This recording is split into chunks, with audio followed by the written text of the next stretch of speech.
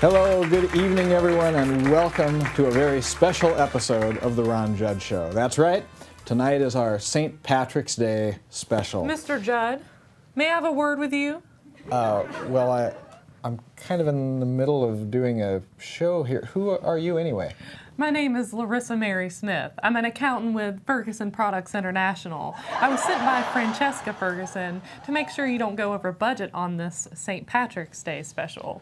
I don't believe this. So, to begin with, could you tell me how much that tie cost?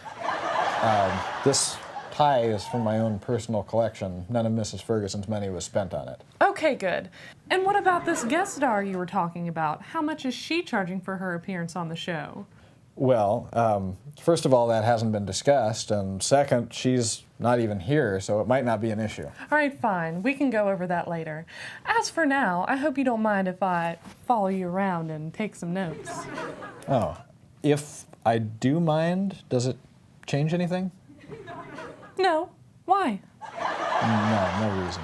That's what I thought. So, excuse me.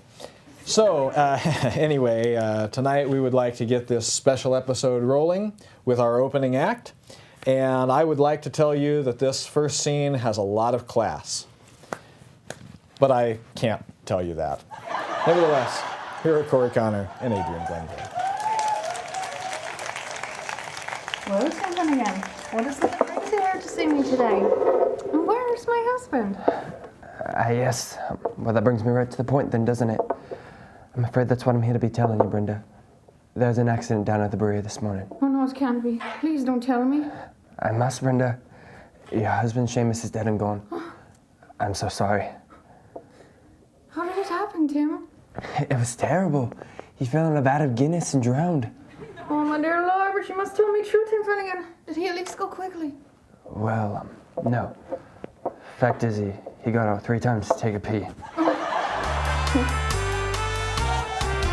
1 plus 1 is 2, and 2 plus 2 is 4, so 4 plus 4 is 8, and 8 plus 8 is 16, and 16 plus 16 is 32, and 32 plus 32 is 64, so 64 plus Corey, 64. I'm sorry, excuse me. What are you doing? Dublin. You do know you bother me sometimes, don't you? But you know, actually, Corey, there's nothing like good Irish humor. So do keep trying. Ron, we need to talk. Are you finally gonna tell him? Yes. Beverly, I'm trying to put on a special episode of the show. I've got an accountant from your aunt's company following me around, and I'm still waiting for this supposed guest star to arrive. This is not a good time to have a talk. Buddy, I think you should take the time for this talk. There is no time. Look, I'm sorry, but I have to concentrate on the show tonight. Fine, I'll be around if you still want me.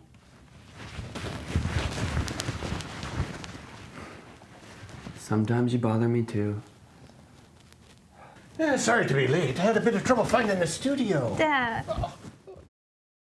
I was wondering what took you. But where's Katherine? Oh, she's right behind me. She'll be in any second now.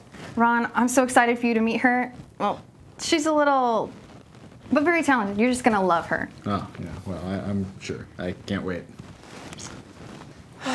I'm tired of running around some Blue Eyes Fly. I thought it was supposed to be a vacation, not doing another bleeding show. Well, at least I see the talent's good around here. How you doing? I'm Katherine O'Shea. Katherine, this is Ron Judd, my boss and also the host of the show. Hi, how you doing, Mr. Judd? I've heard quite a lot about you. A little slow, I see, but I like that in a man. And this is Corey Connor. Oh, Corey Connor, I heard plenty about you. You're the one with the gift of Blarney. But the big notion I'm going to tonight while I'm here, right? Oh, well, don't worry, because I don't even know what she just said. Miss O'Shea, may I just say what an honor and a privilege it is to have someone of your great talent and beauty, if I may say so, here on the show. And I'm just going to go and make sure everything's set for your opening number. Thank you.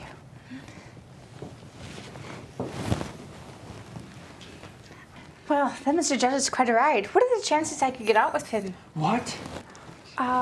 Get off with him, you know. Get him to be interested in me. Does that mean something here? Yeah, it does, and it happens a little later. Okay. Well, I should be getting on stage now. Pleasure to be meeting you.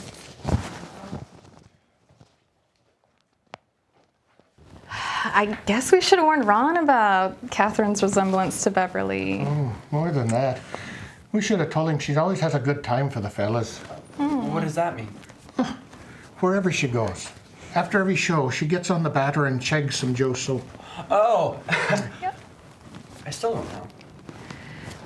She has a habit of getting drunk and sleeping around.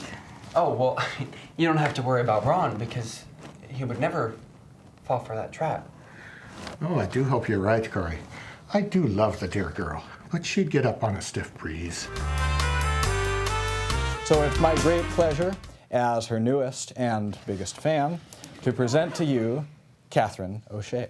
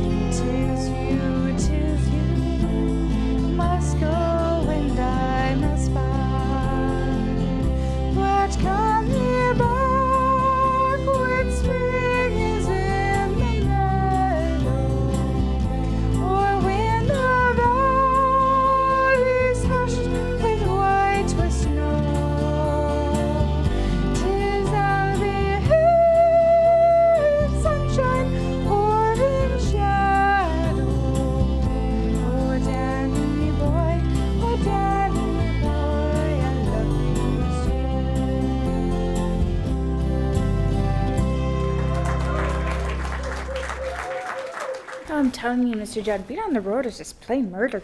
Oh, please, you can call me Ron, Miss O'Shea. Oh, to be certain, you can call me Katherine. Men like you are scarce as hen's teeth. And I've met Rick and men.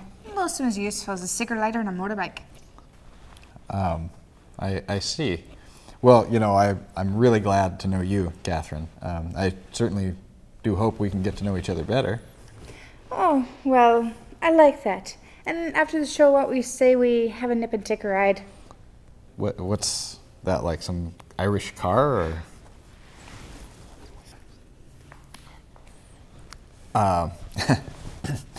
Wow, I mean, it's kind of quick for, you know, all that, isn't it? Oh, I have a first need for it, and I'm only in town till Tuesday. What do you say? Well, I guess we could see how it goes. Good evening, I'm Parker Fairley. And I'm Miles Fromm. Welcome to the news as it is, Irish style.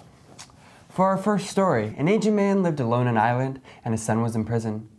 The old man wrote to his son asking who could spade up his garden for the spring. His son's reply was, "For heaven's sake, don't dig up that garden. That's where I buried the guns." Oh, well, now we know why he was in prison. He probably didn't tell the police where he put them. Well, that's not the end of the story.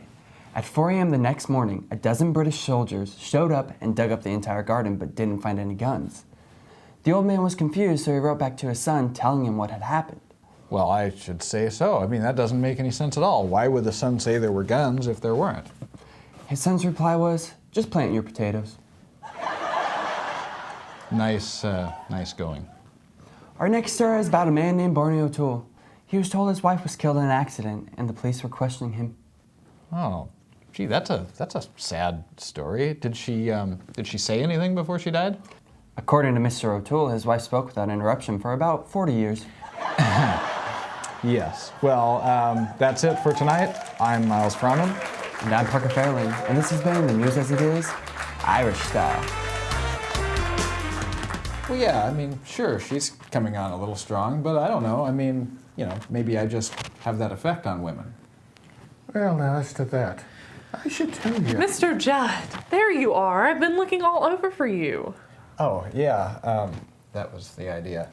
Can you explain this amount which was paid to Adrienne? $3,987,404. Let me see that. That's not an amount, that's her telephone number. Oh, well, that's all right Bell, then. bell, bell, bell, bell, bell, bell, bell, bell, bell. Corey, bell. sorry, excuse me. I know I'm going to regret asking this. What are you doing now? I'm saying Belfast. I was right. Does he charge more for saying Belfast than he does at normal speed? No. Look, Miss Smith, is it? I just had an idea. Have you ever thought about being in show business? I mean, we could use an extra person for the chorus and the closing number. Really? You want me to be on your show? Oh, sure. I mean, you'd be perfect for the part, just what we're looking for. I mean, tell you what, why don't you go down to wardrobe and see what they can find for you to wear? Wow. I never knew that you were interested in me.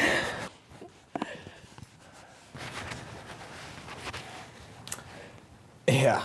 So, anyway, Mr. Glenville, what was it you were saying? Oh, never mind. I don't think it applies in this case.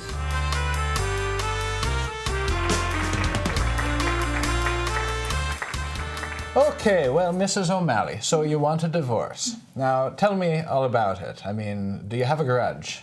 Oh, no. We only have a carport.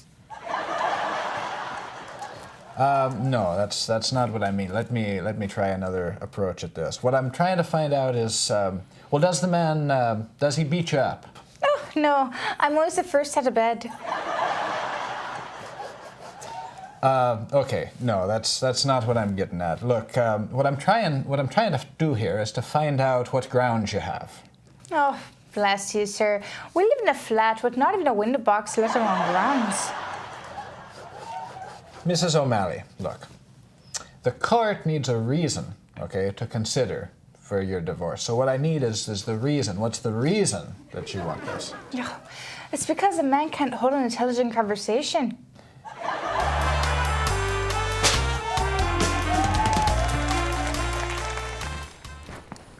Miss O'Shea, may I have a word with you?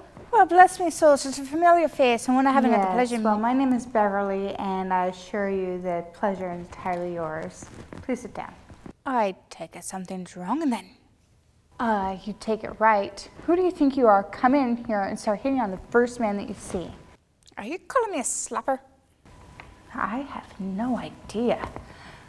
But I'm not going to sit by and watch you run off with my man. Stop the lights. Are you telling me that Ron belongs to you? Yes, you might say that. I see I've been caught rapid, but in my defense, I didn't know he was already taken. Well, he is, and he has been ever since the 5th grade, so keep your distance. To be sure, I'd never think of it coming between you. And thank you truly for letting me know. Well, thank you for understanding. I certainly see what Mr. Judd sees in you. You're quite an attractive woman.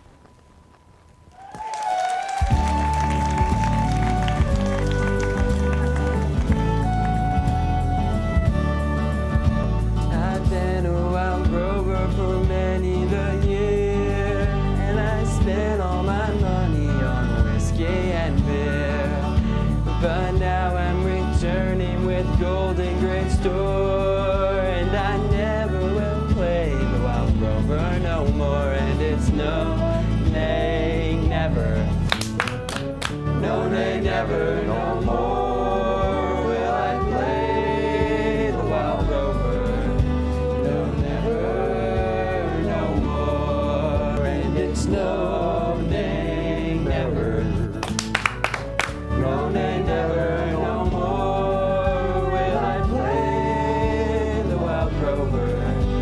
No, never, no more. In a neat little town they call Belfast, apprentice to trade I was bound, and many an hour sweet happiness have I spent in that neat little town, till sad misfortune came o'er me, which caused me to stray from the land, far away from friends and relations, betrayed by the black velvet band. Her eyes, they shone like diamonds. and her hair hung over her shoulders, tied up with a black velvet band. So come all ye jolly young fellows, a warning take by me. When you are out on the town, ye boys, beware of a pretty colleen. She'll treat you to whiskey and porter till you are unable to stand. And the next thing that you'll know is you've landed in Van Diemen's Land. Her eyes, they shone like diamonds. I thought she was queen of the land. And her hair hung over her shoulders, tied up with a black velvet band.